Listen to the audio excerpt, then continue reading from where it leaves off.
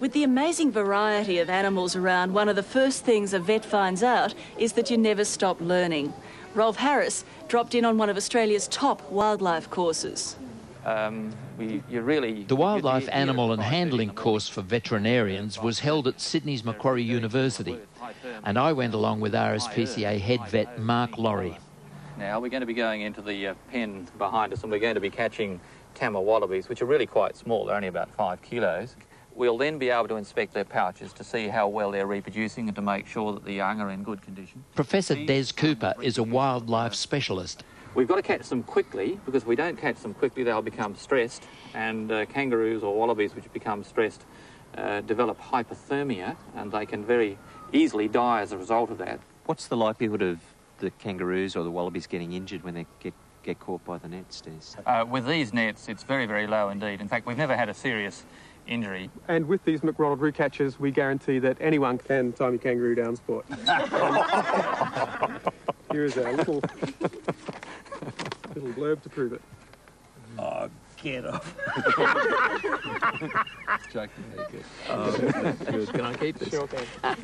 Sure can. With 100 wallabies to examine over a period of a month, we were all thrown in at the deep end to help with today's captures.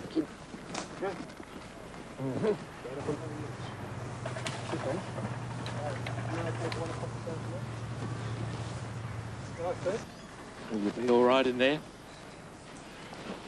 Seems okay. We've got about 4 now. Once the wallabies were safely in their bags, it was time to check their pouches for young. Yeah. So the first thing to do is to put your hand in. Don't put your face in. If you put your face in, the animal may leap up and hit you in the face, and it can be very painful. As with all wild animals in this situation, the wallaby's eyes were covered to keep it calm. They're quite a rare type of wallaby, a rare type of tammar wallaby. They come from one very small island where there are only a few hundred of them, and we're trying to establish a somewhat larger colony here. There we have a pouch young. Now, The eyes still totally closed. Yes, indeed. He is Furless. still attached to the head. This is 2 to 3 months old. It's attached to the teat, and what we have there is a little boy. Right. You can see the scrotum, the testes will descend in there. Often kangaroos are killed by cars on the road, and they still have young in the pouch. Yes. What's the likelihood of survival of those? Well, that one wouldn't survive at all. It has to be to have a little bit of fur to have a reasonable chance of survival. So in this species, that would be from about 150 days. Okay, away we go, baby. Not terribly pleased with it. Don't hold it there, because those bones are very fragile. Okay. You always hold on the feet. Onto the hocks now. Yep. There's the pouch there.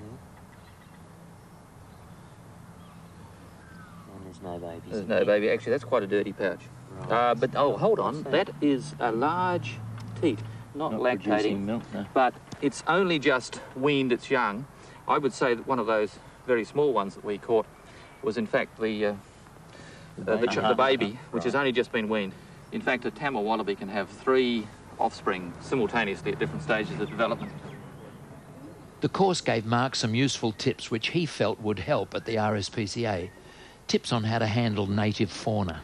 You often come across situations where you have to deal with native wildlife like kangaroos and such, and they've got very special needs. You handle them obviously very differently to dogs and cats.